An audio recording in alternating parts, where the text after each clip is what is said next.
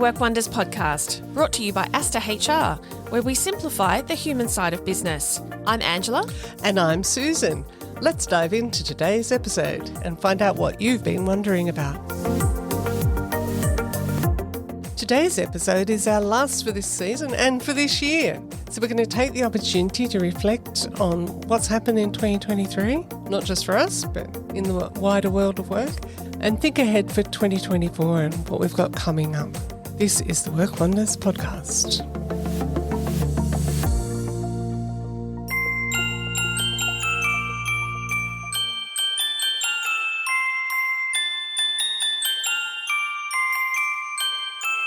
Merry Christmas, Susan. Oh, same to you, Angela.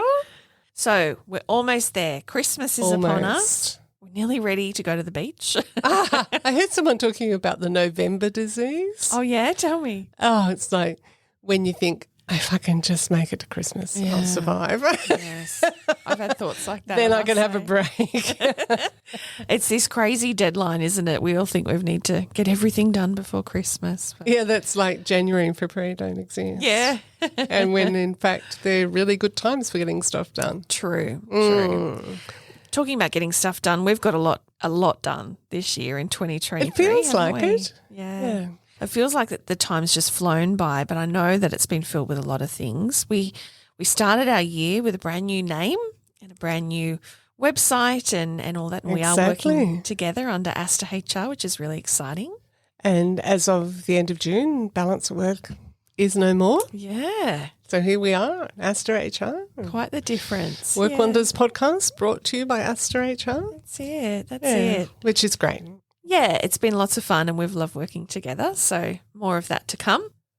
We've had a few exciting events and a few other things that have been happening for Asta HR. We Do you have. want to talk about those? We started the year dressing up for a lovely awards event in our Hawkesbury region, and we were lucky enough to win the Excellence in Professional Services category in the Hawkesbury Business Awards. We were also finalist in the Australian Women's Small Business Champions Awards in their professional services category as well.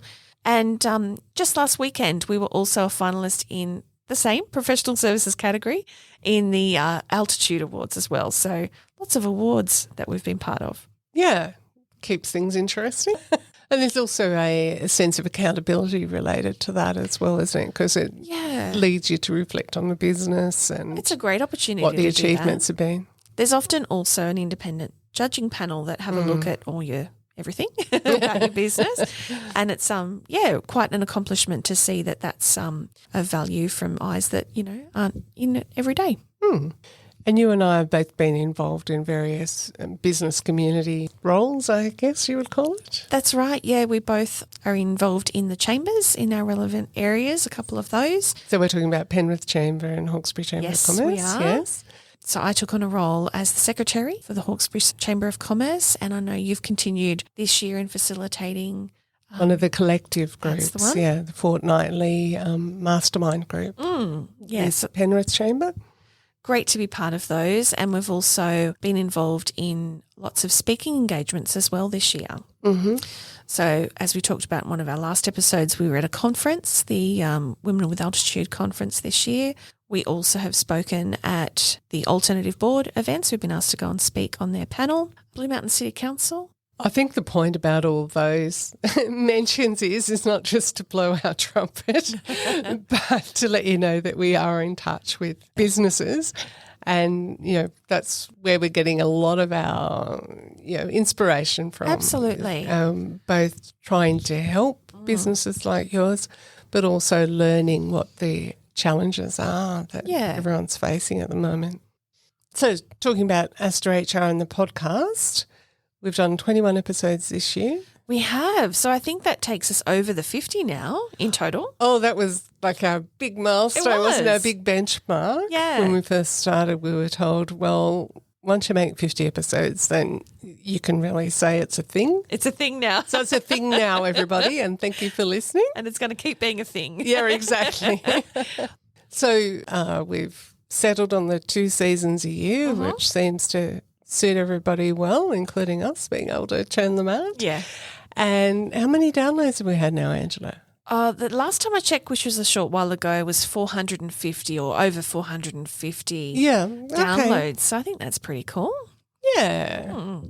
We certainly notice it growing. Yes. Every month there's more and more people coming on board. So Yeah. if you know anyone who you think should be listening and isn't, please let them know about it. Yeah, please share it. And we do keep track of those stats. We like to listen to what you're listening to, and we can see that from the amount of downloads. So we know that you're loving the interview style episodes and things like that. So we'll definitely be bringing you more of what you're looking for. But use that option on our website to let us know if you've got a question or you've got things that you want to, a topic or a person you want us to speak to. Let us know and we'll bring it to you. Yeah, because we're making it for you. Maybe we should say what we're grateful for as well, who's come along with us for the ride this year. They've been definitely special people. First and foremost, our listeners. Yes, definitely. Thanks so much for being along with us and making the podcast what it is. Well, there'd be no point without you. So. No. But we love all the feedback that we get, and it really helps keep us going and inspires us to know that we're providing useful content for our listeners. Yep, absolutely. And then, our broader business networks who have encouraged us to keep going and keep producing this. Yeah. And also our networks with Asta HR and our clients there. Absolutely. And thanks to those as well that have come with us on the journey as things have transitioned and we're now working together under Asta. Thanks so much for staying with us. Yes, joining us on that journey. And also the team at Launchpad here as well that help us with the podcast. Absolutely. Did you know that we have lots of free resources available to you on our website? Things like templates that you could download or a checklist for a process, or even recordings of our previous workshops. If you're looking for help in a particular area or just some inspiration, check out the resources page on our website, astahr.com.au. And now it's back to the episode. This year, lucky for us, there's been a lot of changes in IR legislation. Oh, just a bit, yeah. So we've had this secure jobs, better pay. I think there was, over a dozen probably things that changed over the course of the year. Yeah, and a lot of them seemed like small things, but you need to know and check that you're in line with them and you're compliant with what's happened. Then we have the respect at work, all the changes there that have come in. That was brought in around December 2022, but there was a bit of a grace period where you had that time to get used to it and how you were going to handle this positive duty, what you were going to do about it. But December 2023, it's now compliance. You need to be held liable if you're not compliant. So, and then similarly with psychosocial hazards. Yeah. So a lot of responsibilities on business owners and managers. We've got the paid family and domestic violence leave that now all employees are entitled to. And there was changes to annual leave in a shutdown as well. We experienced that in COVID. Shutdown was something most of us had to do. So they put temporary measures in place across different awards and instruments so that people could do that and do what they needed to. But they've made the decision now that you can't force a person to take unpaid leave over something like a Christmas period where you might shut down. If half of what we're talking about or more sounds like so much gobbledygook, scroll back through the episodes and get yourself some more details. True. And, you can find out what we're on about and how it might affect you. We've also got a really handy checklist. So if you'd prefer to have it in a printout, something you can check off and use or share with people in your business, we've got a freebie on our website. If you go to the resources page on our website, it's a HR compliance checklist. Go and grab that today. So that's at astahr.com.au. We've also just seen a lot of changes in the workplace across this year as well. I think it's safe to say that working from home's not going anywhere. In fact, we're seeing hybrid work becoming the norm. Would you say, Susan? Yeah, definitely. And I guess that's feeding into what we're seeing in recruitment as well and the expectations. Certainly candidates, as I think we've mentioned previously, are applying for jobs and asking up front, will I be able to work from home at least part of the time? And we're getting people withdrawing because they're not getting what they want. Yep. Flexibility is definitely up there. What are other changes you've noticed in recruitment? I think the way of attracting people. So what I'm thinking of there is, are you going to the source of where people are? You know, gone are the days where you could just put out a newspaper advertisement or Definitely. just something on your website. Actually thinking about where you're placing your job advertisements. And in some cases being really proactive about it. Absolutely. I know we've talked in an earlier episode about people joining chat groups on Facebook where they know their potential candidates hang out so they can get a feel for who might be good to come and work with them. And the rise of the employee value proposition, which I think we've talked about in a previous episode, which is about doing all those activities of sharing how great your workplace is to work in, even when you're not recruiting. So exactly. You might be doing posts or different things, you know, we're celebrating this today with our staff, or here's a day in the life of this role, and those sorts of things, so people are engaged and listening to your story and wanting to work with you. When so building your reputation so that you may find that people are coming to us to work with you rather than you going out to the market to imagine how much money that's going to save you. There's also different ways of selecting now. We've been involved in a project where there was group interviews. Yeah, that was really interesting. So being flexible in your approach is a good thing, and thinking about, you know, meeting people where they're at, I think, because unfortunately it's still a really tight job market. And, you know, we would encourage you to work quickly and meet people, you know, with what they're looking for where you can to find that good match, because it's tough. It still is really tough. What about induction? Have there been changes there that you've noticed? As I think about the remote workforce, that's definitely impacted things.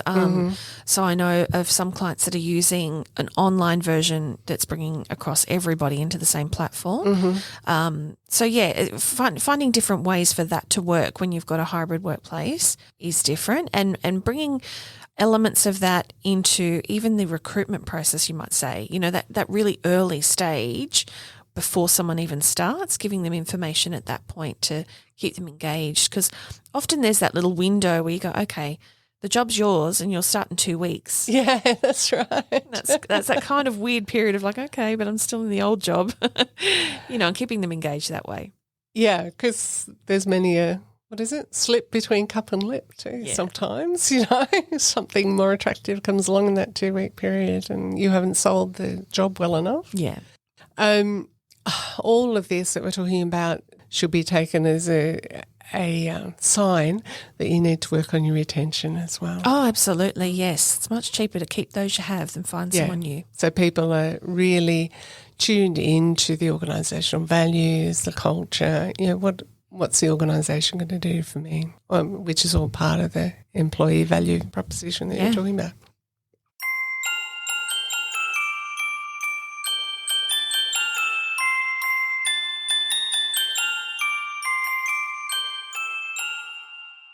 So we've looked back on the year that was in 2023.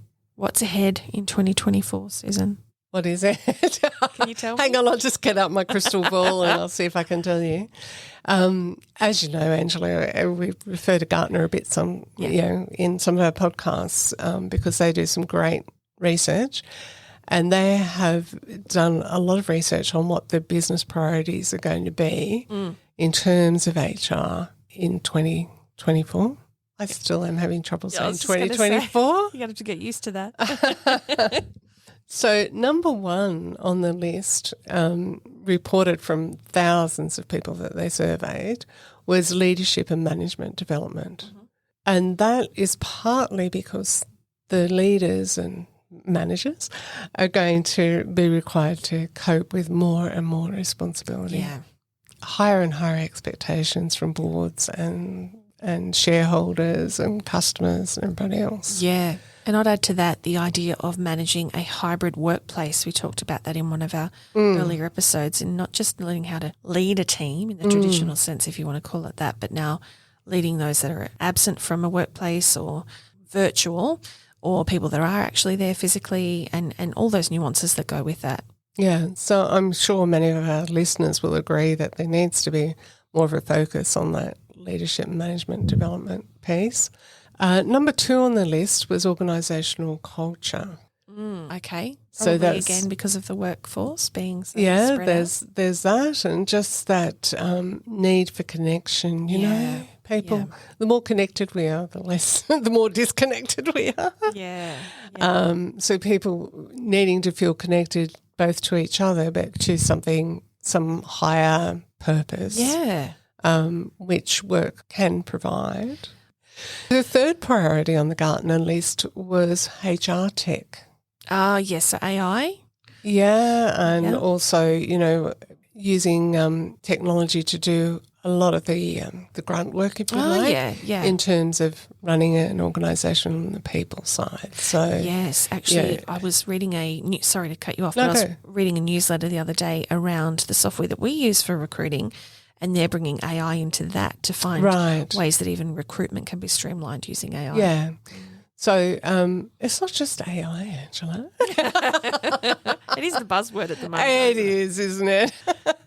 But just the whole technology of, trying to manage your staff and making sure everyone's on the same page, everyone's getting the same message.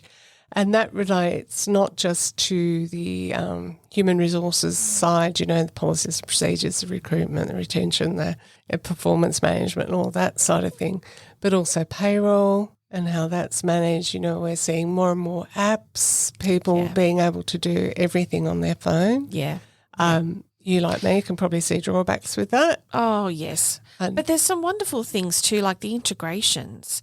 Absolutely. There's some apps that you can use for timesheets, for example, that integrate with all the different awards. Now, I mean, that takes away the need to calculate it yourself, or takes away the headaches, of trying to figure out all the different nuances with the award. Yeah. So we're talking about introducing new technology and then, understanding the risks and benefits of that, which leads nicely into priority number 4, which is change management. Oh, yeah. I guess we could always do better at that. Yeah. It's not an easy one. Interestingly, and this relates back to culture and leadership as well, is that one of the things that Gartner is saying that organisations need to take into account is change fatigue. So they found that 50% of employees don't trust their organisations.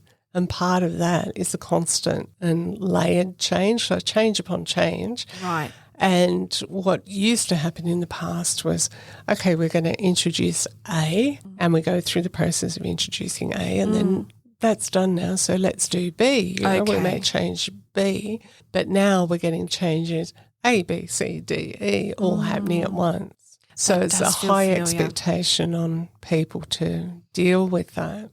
And then the final priority for 2024 that Gartner identified from this survey was the need for career management and internal mobility. So this is I think, an issue. We might do an episode on this next year for a lot of smaller businesses, because there's that sense of, well, I can't really offer a full career plan because we're too small to be able to have that. So that's something to consider about whether that might be a priority for you in terms of retaining staff. Yes, and what other ways could you do that if you can't do it internally? Yeah, exactly. Yeah, let's discuss that more in 2024. That'll be the catchphrase. Let's do more in 24. So what about us? What's going to happen in 2024? Oh, well, we'll be here. We'll still be talking to you. Podcast is still going to happen. We'll still have 2 seasons next year, and during those seasons it'll be every Monday for our episode. We would still love to hear your questions. Definitely. So please still send them in via the Asta HR website if you have questions to submit to the show. Likewise, if you have a topic or a suggested person that we should interview, let us know. We're lining up our interviews now for next year. We've got some great people already in line, shall we say? Yeah. Because we love the interviews. You might have been able to tell that. We will continue to use our experience from our work with our people, or that we're working with, or people that we have in our business networks that are real life examples, and we'll continue to use that as inspiration for the show. And, Definitely. And bring that to you. And of course, keeping you informed as things change. We've seen a lot this year. We've brought that all to you. Do you think we'll get a break, or we go, it's going to be that layered change, right? You talked about change. Yeah. Look, maybe we get a breath to just make sure it's all implemented. I will see. Yeah, maybe. You never can tell with this government, but we'll continue bringing that information as it comes up, so you're always informed and prepared for what you need to know. So a big thank you again to you, our listeners, for joining us for 2023 on the podcast this year. We hope you've enjoyed it. Yeah, we've enjoyed it, so we hope you have. It's been great to have you on board, and we wish you a happy and safe festive season. Absolutely. Merry Christmas and enjoy some time off, hopefully from work. Please. A bit of a break and reinvigorate yourselves and get back into it, and we'll see you in 2024. Merry Christmas.